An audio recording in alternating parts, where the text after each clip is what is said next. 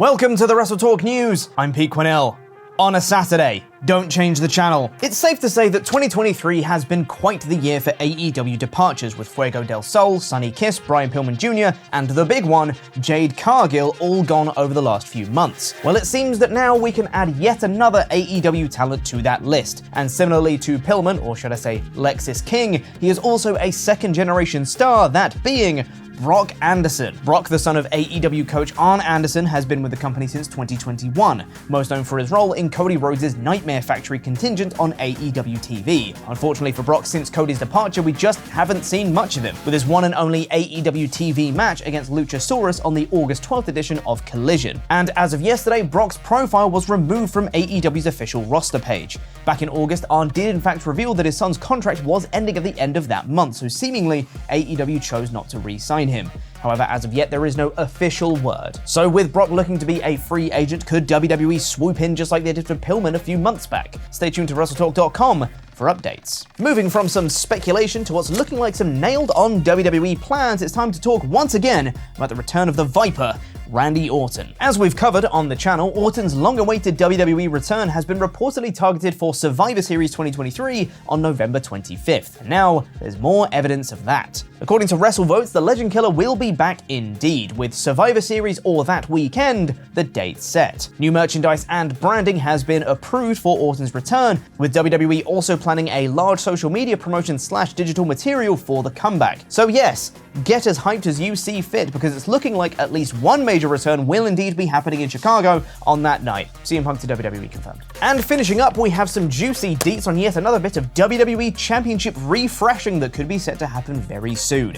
Despite WWE still being kinda lazy with their championship refresh this year, big W's but gold now, it has at least finally seen the end of those awful Pokemon Red and Blue title belt designs. Or at least we could say that if it wasn't for the undisputed tag titles, which are not only still red and blue, but it's also 4 belts, which is just cumbersome. But thankfully, after 7 years of this iteration of the titles existing, and a further 6 before that, those penny belts could finally be done. According to a new report from Cultaholic, a WWE source revealed that radically different designs for the tag championships were photo and video tested prior to the October 16th Raw in Oklahoma City. In fact, it seems as if WWE have 2 designs, with one set of belts all gold and black straps. The other set that was screen tested featured a gold and silver design with one red and one blue strap. The new designs are reportedly in the early stages of final approval, so it's looking like it's finally time to say goodbye to the jam belts once and for all. Maybe.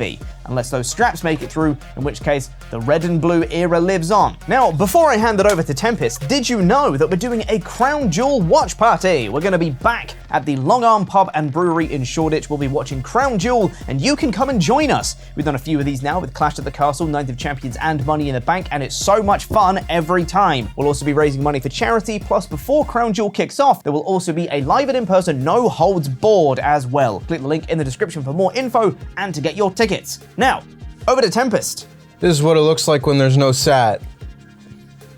This is Rampage, Pete. 1 minute, 1 take. Start the clock. I should have had this more prepared. Mystico made his AEW debut against Rocky Romero and proved why his legacy should not and will not be defined by Sin Cara, and why he's still one of the greatest luchadors of all time, winning the match against the King of Sneaky Style. Eddie Kingston has a backstage back and forth with Team TNA, and then we got a number 1 contenders triple threat match for a shot at the International Championship. John Silver got the win by kicking Brother Zay's lights out mid-pin, as Kip Sabian was also down for the count. He will go on to face Orange Cassidy in a Battle of the Colors at Battle of the Belts tonight. Santana and Ortiz will face one another in Philadelphia as they continue to do great work in their vignettes here on Rampage. Claudio Castagnoli and Wheeler Yuta took on Exodus Prime and motherfucking Brian Keith.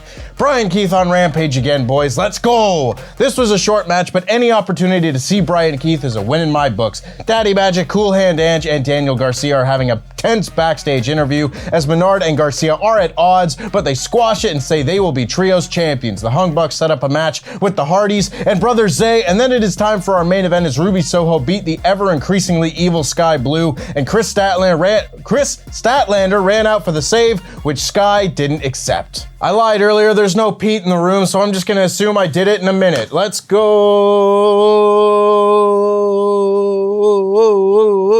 Ladies and gentlemen, my name is Tempest Canada, and this is my SmackDown review in about 5 minutes. We open our show with Paul Heyman in the ring, who runs down LA Knight, yeah! Oh.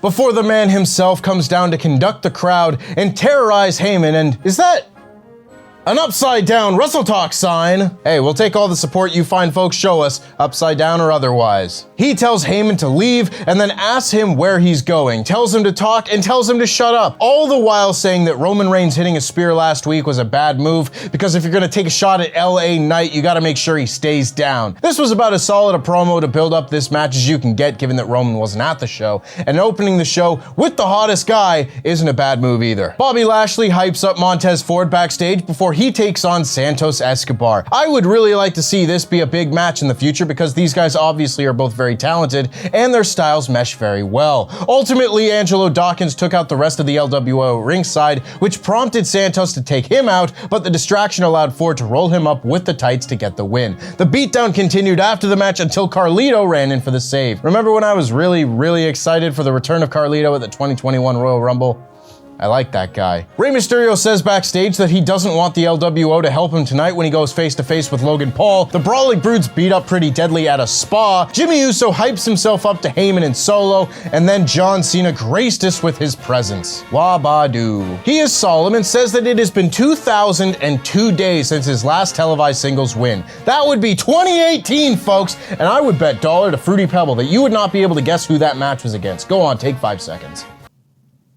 Did you say Triple H? I didn't think so. Anyway, Cena teases retirement, but the crowd fires him up, and he says he's gonna change the math, and it'll be a bad night for the next man to walk through the curtain. Solo Sikoa walks to the ring and starts a fight with Cena before Jimmy Uso joins the fight with a horrendous super kick, only to be attacked by a man in a hood who turns out to be Jey Uso. Jey gets a big pop and sends Jimmy over the barricade as Cena hits an AA. I don't think I'll be looking forward to Cena facing Solo in a singles match, but I do like that Cena could acknowledge that he needs to get back in the win column. Nick Aldis fines Jey Uso $10,000 and tells security to escort him from the building, and Adam Pearce objects, so Aldis kicks him out too. Boy, it sure is lucky that Survivor Series is right around the corner. That brand warfare just won't die, will it? Logan Paul comes down to the ring and says he is not the same man he was when he faced Rey Mysterio last. He talks about all that has changed since then, and then Rey Mysterio comes out and says Logan reminds him of his son Dominic. They agree to face each other at Crown Jewel, and Logan leaves. This was a very low energy segment. I don't know if Logan needed a prime or something,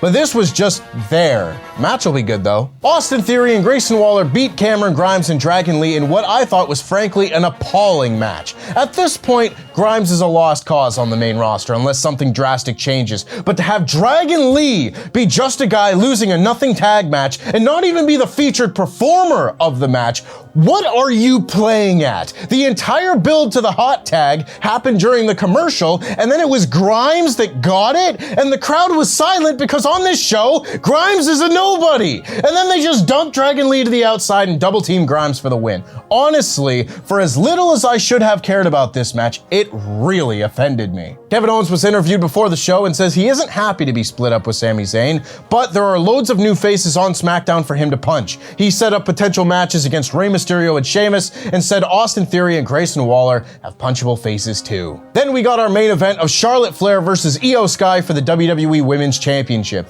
I am glad that this match was given the time and placement on the card to feel important. It is a nice change of pace. I still find it very distracting that Charlotte has just decided she isn't going to bump anymore on TV, but thankfully I thought we got a pretty solid finish as far as heel finishes go. Charlotte hit a big boot and a spear, but Bayley put Io's foot on the rope, and as Charlotte threw Bayley over the announce desk, Dakota Kai distracted the referee, and Charlotte hit another spear on Io, who was holding the belt, so Charlotte knocked herself out. The beatdown on Charlotte continued after the match until Bianca Belair made her return to wipe out all of Damage Control. Immediately, it is refreshing to see Bianca, and all it took was 2 months away, and Charlotte's uninteresting character. And that was SmackDown. There was a lot of things that I enjoyed on this show, but other parts of it felt very uninspired as well. It is another SmackDown that falls right in the middle for me, and I'm gonna give it a 3 out of 5. That just about wraps things up from me, but before I go, make sure to check out episode 2 of Fantasy Booking Warfare over on Parts Fun Known as Luke Owen takes on Dan Layton as they book the retirement